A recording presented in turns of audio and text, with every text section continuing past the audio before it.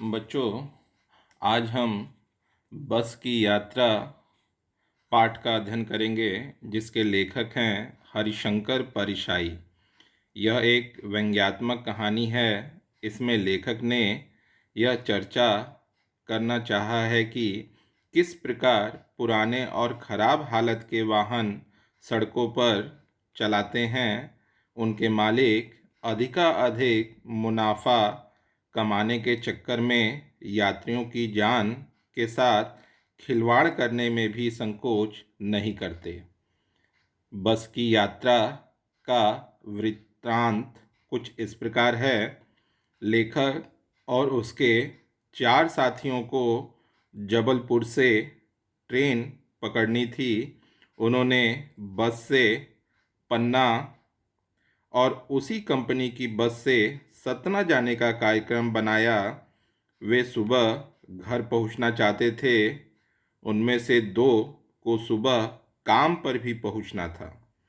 कुछ समझदार लोगों ने इस बस से यात्रा न करने की सलाह दी, तो लेखक ने उनसे पूछा, क्या रास्ते में डाकू मिलते हैं? तो लोगों ने कहा कि नहीं, यह बस ही डाकिन है।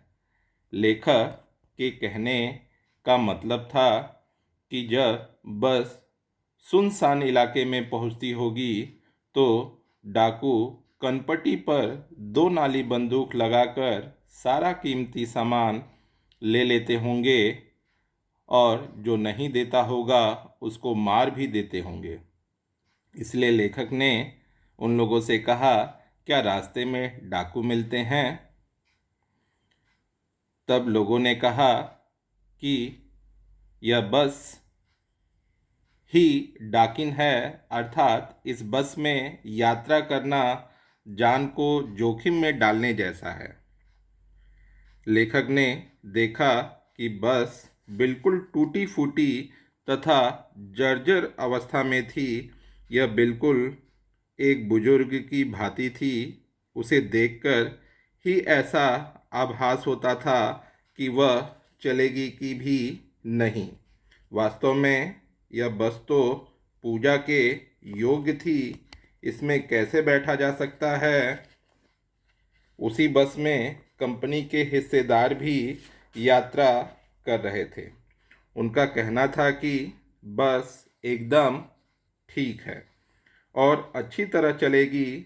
बस की दशा देखकर लेखक और उसके साथियों को लग रहा था कि बस निश्चय ही नहीं चल पाएगी।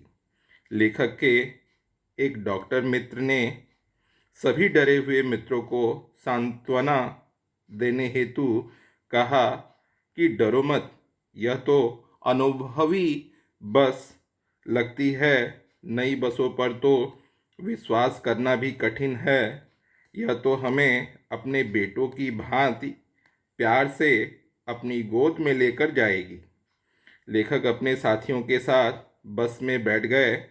जो छोड़ने आए थे वे लेखक को इस तरह देख रहे थे मानो लेखक इस दुनिया से जा रहा हो।